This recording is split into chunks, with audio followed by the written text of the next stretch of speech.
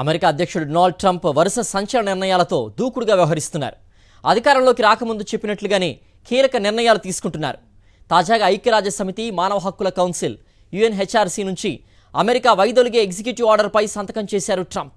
దీంతోపాటు ఐక్యరాజ్యసమితి సంస్థ UNHRWA తరఫున పాలస్తీనా శరణార్థులకు భవిష్యత్తులో అందించాల్సిన సాయాన్ని నిషేధించేలా కార్యనిర్వాహక ఆదేశాలిచ్చారు. ఇరాన్, చైనా, క్యూబాలు ఐక్యరాజ్యసమితి మానవ హక్కుల కౌన్సిల్ను అడ్డుపెట్టుకుని రక్షణ పొందుతున్నాయని ఆరోపిస్తోంది అమెరికా. అందుకే అందులోంచి బయటకు వస్తున్నామని ట్రంప్ సంతకం చేసిన ఎగ్జిక్యూటివ్ ఆర్డర్లో పేర్కొన్నారు.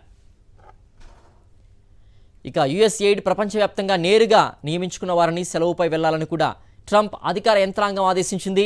అత్యవసర సిబ్బంది మినహా మిగిలిన అందరూ సెలవులో వెళ్లాల్సిందేనని స్పష్టం చేసింది. ఇప్పటికే ఈ సంస్థ ద్వారా ప్రపంచవ్యాప్తంగా చేస్తున్న సాయాన్ని ట్రంప్ నిలిపివేశారు. ఈ క్రమంలోనే 30 రోజుల్లోగా ఉద్యోగులంతా ఇళ్లకు తిరిగి వెళ్లిపోవాలని ఆదేశిస్తూ ఆ సంస్థ వెబ్సైట్లో నోటీస్ దర్శనమిచ్చింది. ట్రంప్ తీసుకున్న మరో సంచలన నిర్ణయం కూడా చర్చనీయాంశంగా మారింది. క్రీడా పోటీల్లో ట్రాన్స్జెండర్లు పాల్గొనకుండా నిషేధం విధించారు ట్రంప్.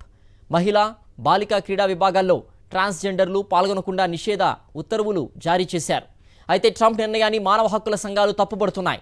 జాతీయ బాలికా మహిళా క్రీడా దినోత్సవం సందర్భంగా వెలువడిన ఈ ఉత్తర్వులు వివక్షపూరితమని ఆ సంఘాల నాయకులు విమర్శిస్తున్నారు.